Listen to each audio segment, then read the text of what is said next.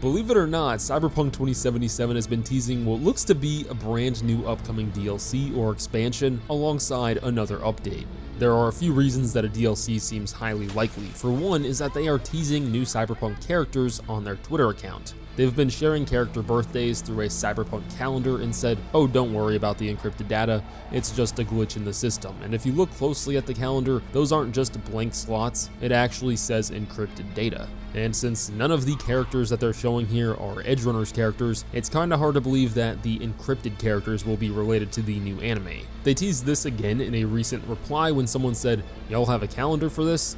And they mentioned the encrypted data again. You'd think, well, maybe they're just related to Cyberpunk's sequel, Orion, but that's still so far away, and not coming until sometime after The Witcher 4, not to mention that they're probably going to spend more time on it than they did 2077 with how the launch for that went. And they spent a lot of time on 2077, that thing took years. Maybe they're just teasing an Orion trailer coming, and that could be the case. I mean, the trailer for Cyberpunk 2077 came out long before the actual game did, at least the first trailer. But in one of CD Projekt Red's recent earnings calls, they said that within the next 18 months, they're expecting a large profit bigger than what Phantom Liberty brought them. After 2 full years, we've delivered 951 million zloty, which accounts for 48% of the target. Even though we do not plan to release The Witcher 4 by the end of 2026, we are still driven by this financial goal, and although it's very ambitious, we stand a chance of achieving it within the given time frame. What could possibly be bigger than Phantom Liberty? If it weren't for them teasing new Cyberpunk characters, I'd think that it has nothing to do with Cyberpunk, and could be something with their new game releases like one of their other Witcher projects, or be referencing The Witcher 4, but seeing The Witcher 4 in 18 months would be insane. Most people are speculating we'll see that in maybe late 2027, possibly 2028, or even 2029. They just recently announced Cyberpunk 2077 coming to Mac and the Switch 2, and hopefully it doesn't cost $100 when it does come to Switch 2, but I wouldn't think that's going to net them more money than Phantom Liberty alone. We know that there's also a new Cyberpunk anime like Edgerunners coming out, so it could be that a new DLC will be releasing, maybe not even one as big as Phantom Liberty, but releasing alongside that new anime, the Mac port and the Switch 2 port bringing all of those new players, it could possibly make them more money than Phantom Liberty did. By the way, so far the Switch 2 port looks amazing. Not only that, but it's been confirmed to have cross progression so that you can switch platforms whenever you want. And it is indeed not $100. The Switch 2 port includes the Ultimate Edition of Cyberpunk 2077 and costs $69.99, so a pretty standard price, and you get Phantom Liberty.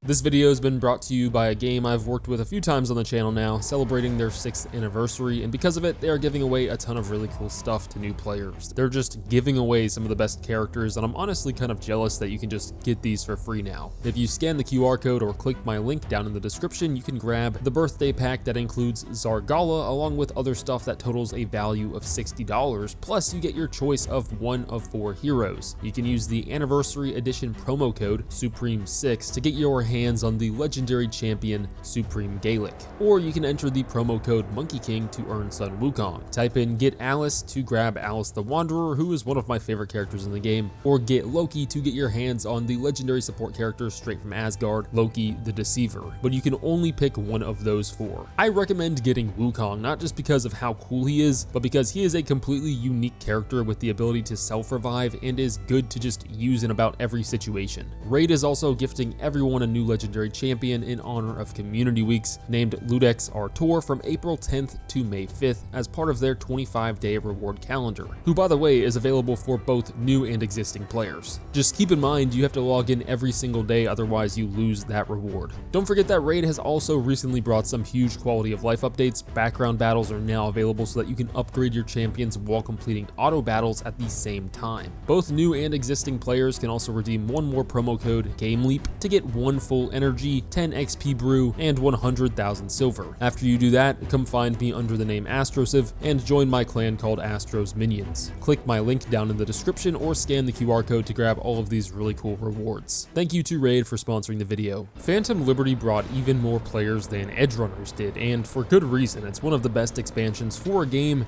maybe ever. CD Projekt Red is like the kings of video game DLCs at this point, and the thing is, we were supposed to have more. That's why it seems very likely that a surprise surprise expansion may be in the works, because before the release of the game, where they were sort of focused on fixing it, they had multiple DLCs planned. One of them was the moon, kind of like what we got a glimpse of in Edgerunners and in Phantom Liberty itself. There was supposed to be an actual moon DLC, and after playing Phantom Liberty, it feels like the second expansion could have been a possible sequel to that. There was actually leaked screenshots that came out a while back that are basically confirmed to be real now at this point, since some of the assets seem to have ended up becoming part of Phantom Liberty. You also have the Crystal Palace, which is not a space casino, a lot of people seem to just say it is, but essentially an entire city floating in space. And yeah, it would likely feature some casinos, apartments, and just about everything that you can do down in Night City. But these are things I think we won't see until Orion. But if we are indeed getting another full DLC, I'd think they would go with something that's already been planned out and partially developed. Another promised but cancelled feature that was supposed to appear in Cyberpunk 2077 that looks to be coming to Cyberpunk Orion is multiplayer. We know this because they've posted numerous open positions to work on Cyberpunk 2077 sequel and described the roles as needing background in both multiplayer and single-player games. And they've said this before, Cyberpunk 2077, like I said, was supposed to have multiplayer, so take that however you want. But what I really want is co-op. Sure, a multiplayer PvP could be fun with all the different builds in this game, where they could bring a bunch of different potential classes to choose from, but the only thing I think would really make Cyberpunk 2077 even more replayable is being able to play it with a friend. There is a co-op mod coming to Cyberpunk 2077 for that, and I'll definitely be trying it out when it releases, but nothing's going to compare to the developers themselves implementing that. So I hope when they say Cyberpunk Orion will have multiplayer, I really hope that means at least co-op. We know that the next Cyberpunk game isn't going to be releasing for a long time. It's not releasing until sometime after The Witcher 4, and not just that, but they only have a small portion of people working on Orion. Granted, they recently said that they're doubling that amount of people by the end of the year. A lot of people like myself want to be optimistic and say, well, since The Witcher 4 isn't coming out until at least 2027, Cyberpunk Orion could come out in 2028 or 2029. But it's very likely that we won't see Orion until at least 2030. The only reason I think it might even come that soon is because they have more staff than they did for Cyberpunk 2077 and are now using Unreal Engine 5, but 2030 is still probably a pretty optimistic guess. We know they're also trying to release the next entire Witcher trilogy within the same decade, so that would mean Cyberpunk Orion, the Witcher remake, and 3 new Witcher games within the next 10 years or so, which just doesn't even seem possible. Mike Pondsmith, the creator of the Cyberpunk universe, the guy that made the tabletop board games, has stated in the past that he's writing multiple character stories like Morgan Blackhand, for example, who he said he's working on and finishing up his story before CD Projekt Red can use him. He also said that Morgan Blackhand will eventually resurface and that he's just been traveling around working as some sort of cyberpunk Batman. And I think this is like one of the main guys we're going to see expand upon in Cyberpunk Orion, and I think like a large part of why is just because the fan base loves this guy. 10 years that Morgan's doing some fairly important stuff, and the best I can say is imagine if the Batman traveled a lot. And he left Gotham City every so often to deal. So Morgan is out and about. And we have a deal, me and CD, which is they don't get to do something with Morgan until, I agree to it. And so right now what's going on is I am building backstory into Red of what Morgan did to get up to 77. And you're going to see him in a couple other places that aren't necessarily Night City, because we're talking about expanding the world a bit. They've also been sort of hinting at another update. Pavel Sasko, a guy who's worked at CD Projekt Red as a quest designer and now an associate game director for Cyberpunk Orion, tweeted out asking what features people think are missing from Cyberpunk 2077.